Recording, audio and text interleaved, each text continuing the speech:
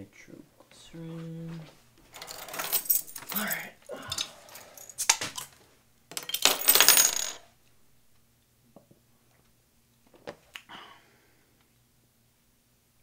Who the f are you?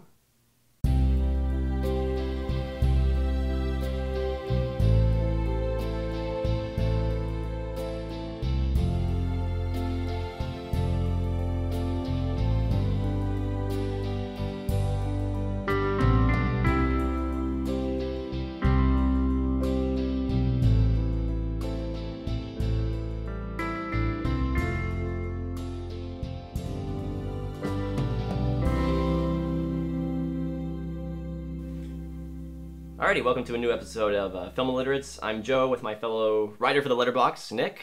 How's it going, Joe? Doing well, Nick. Good to have you here today. Yep. Alex is gone.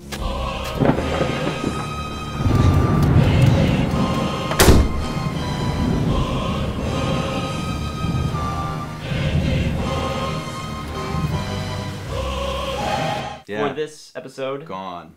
So Nick's his replacement. Yep. Today we're going to be talking about the classic 1977 William Friedkin movie, Sorcerer. Not a fantasy movie.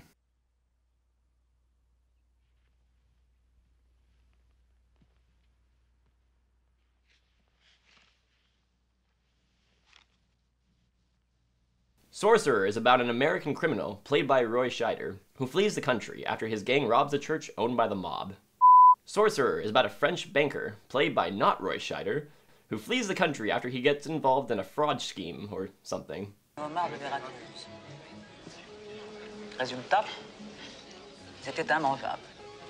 C'est l'eau qui est trop chaude là-bas. Le maire adore l'eau froide. Sorcerer is about a Palestinian terrorist, played by also not Roy Scheider, who flees the country after he blows a building up. Sorcerer is about an assassin, played by another guy who's not Roy Scheider, who flees the country because he's a f***ing assassin. Also, there's something about trucks or nitroglycerin or something. I don't know. Nick, you've seen Sorcerer before. Yeah, this is actually my fourth time watching it this year. I think you're a little obsessed there. Yeah, it's a really good movie. It's a really good movie. I think it ranks up there as one of probably the great suspense films of all time. This is something that, even though it spends an hour kind of building up, as soon as those trucks start moving, it never lets up.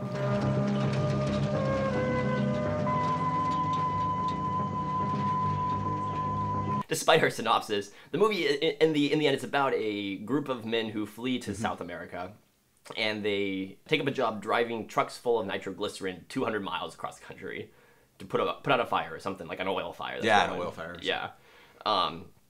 But the first half of the movie, a good chunk of the movie, is just devoted to developing these guys and showing you their histories. Yeah, it's something you don't see in a lot of movies nowadays, is where you actually take the time to kind of develop each of these characters, where, you know, you're spending, you know, sometimes 10 to 15 minutes introducing these guys and showing what they were doing beforehand. And on the one hand, you could probably argue that it has nothing to do with the rest of the plot, but I think it kind of gets you into that rhythm of understanding these characters and coming to sympathize with them, so that when the second half comes around and there's no time for dialogue and it's very much just like these guys doing their job, you're already invested.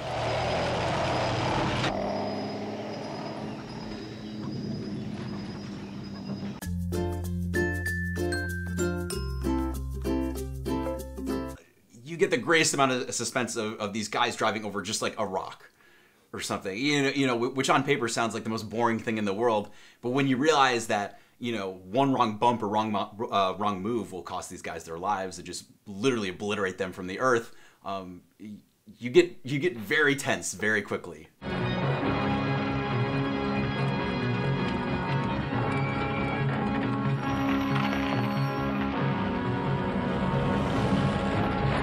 But then they build that up to kind of insane degrees. The most famous scene in the movie is when they're driving over a rope bridge.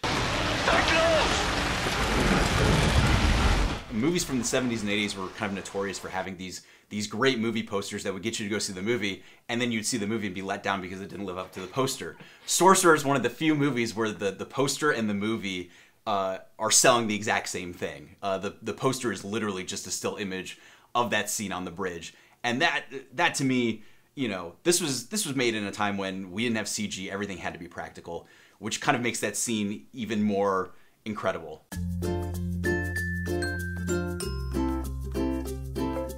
There's a line that I picked up this time around that I hadn't really thought about before, and it's in the scene with the French banker and his wife early in the movie, and they're talking about this non-fiction book she's writing. It's about like a soldier poet or something. Encore quelques secondes, et d'un simple geste, je l'effacerai la surface de la terre. Et moi, qui fera le geste pour m'effacer? Où et quand? Alors il l'a baissé ou il l'a levé, sa main? Il l'a baissé. Alors c'était un militaire, rien de plus.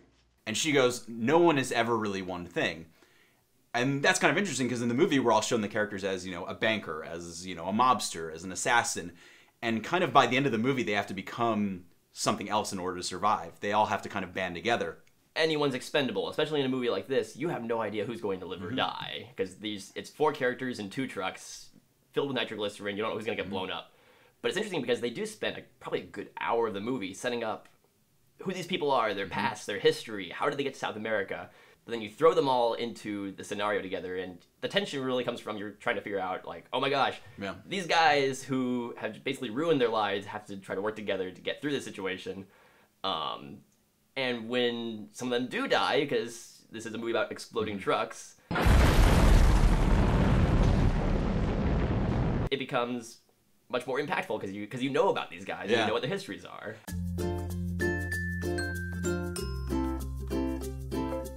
So this film is actually a remake of sorts, or more of an adaptation of the same book that another film was made. Yeah, it's like one of those hybrid remake readaptations. Wages of Fear, I think, was it early 60s or 50s? I think it was in the 50s. It was in the 50s. Yeah. Okay. And in that one, it's black and white, and they put a lot of focus on close-ups for a lot of the tension of the movie. If this is the sort of movie that I'd really like to see remade again, kind of like every 40 years or so. Yeah, because it's a very basic concept that I feel like filmmakers, you know, depending on what kind of the political ideals of the world, you know, that they're going through at the time, and just kind of, you know, as we update, you know, technology and all this kind of stuff, you can always add new things to it. Sorcerer is very much a more down and dirty version of The Wages of Fear, because in The Wages of Fear, for example, there's this female character who's very beautiful that, you know, all the main characters are kind of ogling after. And in Sorcerer, she's an old hag, you know. I think that alone says a lot about Friedkin's approach to the material as opposed to Clouseau's. Plus, we have Coughing Man on Toilet.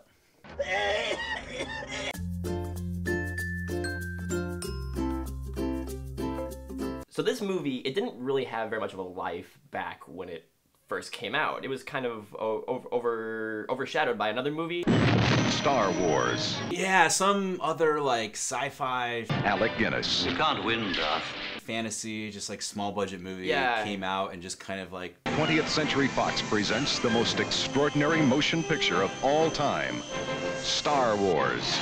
Something pushed aside. Wizards. That was it. Oh yeah, maybe Ralph Bakshi, whatever. Yeah, something like animated film, whatever, something like that. Yeah, it kind of, you know, it kind of came out in the theaters in '77 and just kind of disappeared because it didn't really make back its money, and so it's always been kind of available on, you know, really shoddy VHSs and bootleg copies. And for the longest time, there was kind of you know, I think because the movie hadn't done so well, there was an argument between I think Paramount and Warner Brothers, or Paramount and Universal, between who actually owned the rights. So a couple years ago, William Friedkin had to actually sue both companies to figure out who owned the rights. And so finally, over, you know, the past couple of years, he went ahead restoring the film. This past year, it finally had, you know, its big re-release, and now it's finally being acknowledged for kind of the underappreciated masterpiece it is. And I think actually Friedkin says of all his films, it's the one that he likes the most. This was kind of the, you know, the one after the 1-2 punch of, you know, French Connection, Exorcist, and then Sorcerer. So it's one of the great runs of any filmmaker, you know, living today or ever, especially in the 1970s. It's a very similar history to another movie, very similar, The Keep. This place was not built to keep anything out.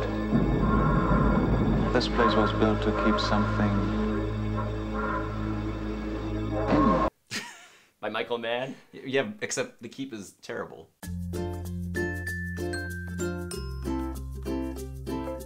This is my first time watching the movie. I really love this movie. It took me a little bit to get into it, to be perfectly honest. Yeah. When I wasn't quite sure what they were doing at the beginning there. I did get a little confused as to why are we seeing these different characters? What's going on here? But then once the halfway mark came, I kind of realized, okay, this is what they're doing. This is how they set up the guys. I want to get this on Blu-ray now. I wish it had more bonus features on it. Yeah, that's kind of the only downside to its release, is it's pretty bare bones. Yeah, I love this movie. The first time I saw it, second time I saw it, third time I saw it, and then today, the fourth time I saw it. He's gonna go watch it tonight when he gets home. I'm gonna watch it for a fifth time. No, it's if you surrender yourself to it, it's really kind of an experience. And usually with those kind of movies, it wears off on rewatches. But I feel like every single time I've rewatched it, maybe sometimes the scene doesn't work the same as the last time, but I'm always finding new things, and I don't know. It's a really interesting movie to go back to time and time again. So yeah, check it out. Wages of Fear, 1977, directed by... No, Sorcerer. It's Sorcerer, not the Wages of Fear, Joe. What are you talking about? Why are you running the show? You don't even know what it's called. Should we replace you next week? We already got rid of Alex. What's going on?